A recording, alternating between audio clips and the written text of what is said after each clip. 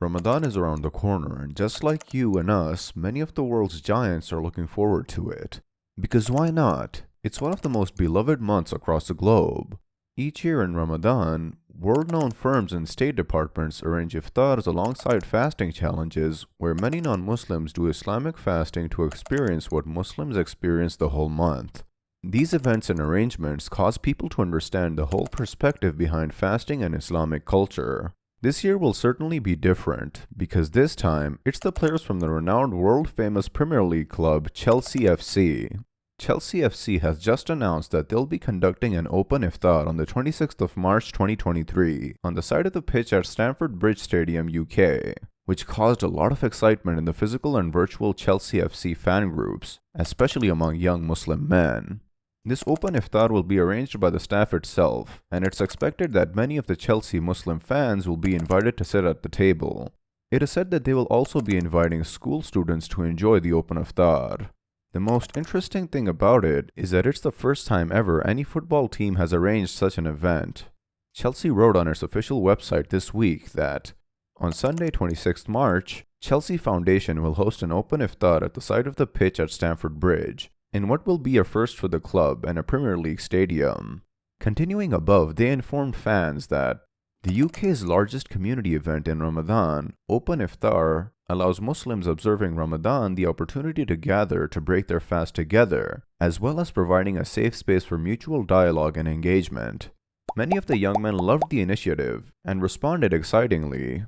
One of the fans, Mubin, wrote on Twitter, "We the Muslim Chelsea fans are proud to be a part of such great development, and on behalf of the Muslim Chelsea fans, I can say we made the right choice choosing Chelsea as a club we support."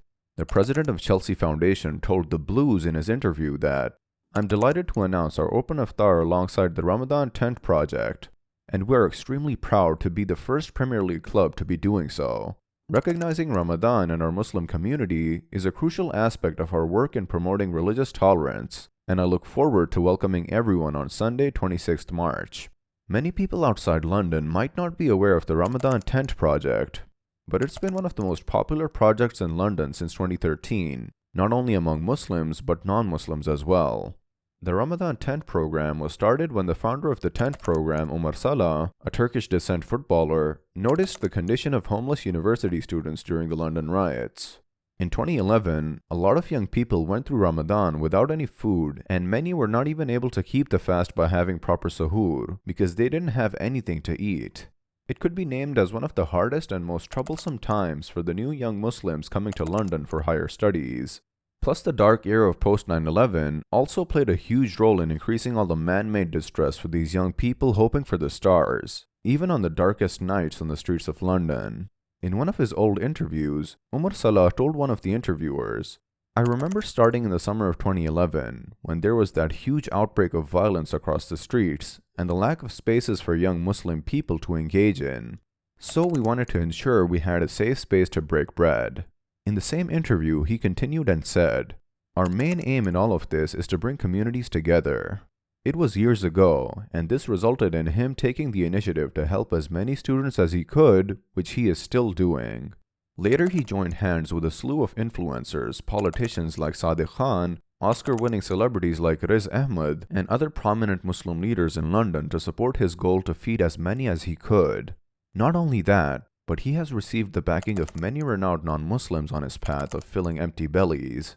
Several of them still visit his Ramadan tent event every year to discuss issues of coexistence and mutual respect.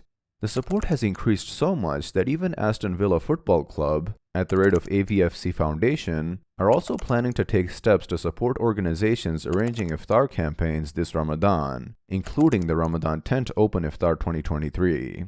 Seeing this momentous event being arranged with this amount of support, we can surely say that the game of football and its players have seen substantial transformation throughout the years. From Euro 2020 agreeing not to place alcoholic beverages in front of Muslim players during interviews, to famous Muslim players receiving unconditional praise for scoring goals for their leagues, and to Qatar, the first Muslim Middle Eastern state to host the Football World Cup last year, to major policy changes to protect the rights of Muslim players during Ramadan. Things have become more coexistent and Muslim-friendly, which was not expected in the period of post-war's decade.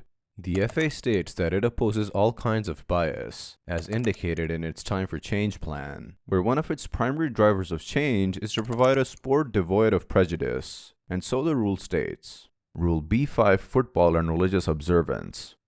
A.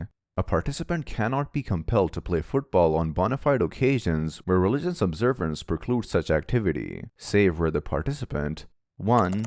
Has consented to do so on such occasions, or 2. Is registered as a player under a written contract, which shall be taken as consent to play on such occasions unless otherwise provided for in the contract. B. Annually, when planning programs, competitions shall define and notify agreed dates of such occasions.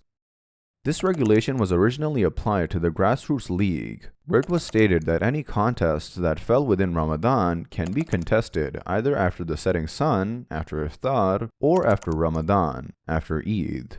The Equality Act 2010 has also allowed Muslim players and fans to freely exist and express their love for the game. The love of the fans for Muslim players has also increased, which resulted in lesser racial attacks among league fans during the World Cup leagues. This reminds us of the clips we have seen go viral earlier, where Mo Salah's fans gather and chant, "If he's good enough for you, he's good enough for me. He's good enough for you, and I'll be Muslim too. If he's good enough for you, he's good enough for me. He's in the mosque, that's where I wanna be. If he's good enough for you, he's good enough for me. If he scores another few, then I'll be Muslim too. If he's good enough for you, he's good enough for me. Sitting in the mosque, that's where I wanna be."